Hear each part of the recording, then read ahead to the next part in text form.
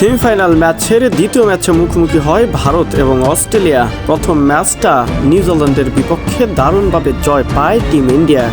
এরপর দ্বিতীয় ম্যাচে মুখোমুখি হয় অজিদের বিপক্ষে। প্রথমে ট্যাচে জিতে ব্যাটিংয়ের সিদ্ধান্ত নেয় অজি অধিনায়ক। প্রথম থেকেই যেন এক প্রকার চাপ সামলাতে ব্যস্ত ছিল দুই ব্যাটার। বোলিংয়ে প্রথম থেকেই দাপট দেখিয়েছেন মোহাম্মদ শামি। তার দ্বিতীয় ওভারটা যেন ছিল একদমই দেখার মতো। পরপর 4টি বল ডট, ঠিক পঞ্চম বলে গিয়েই ঘটে দারুণ এক অঘটন। কর্ণবাল এ তরুণ খেলোয়াড় যেন বারবারই হতভম্ব হচ্ছিলেন মোহাম্মদ শামির ইনসুইং এবং আউটসুইং বলগুলো দেখে। ব্যাটে লাগানোই যেন পারছিলেন না, বারবার চেষ্টা করেও শেষ বল পর্যন্ত খেলে যেন বিহাইন্ড দ্য কট হয়ে ফিরতে হলো প্যাভিলিয়নের পথ ধরে।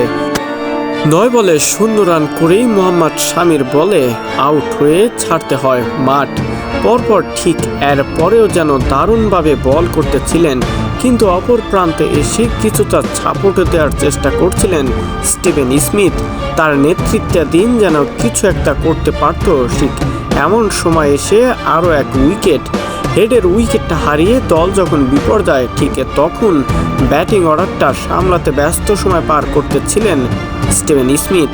এই রিপোর্টটি তৈরি করা হয়েছে পাওয়ার প্লের চতুর্থ ওভার, পঞ্চম ওভার শেষ হওয়ার আগ পর্যন্ত।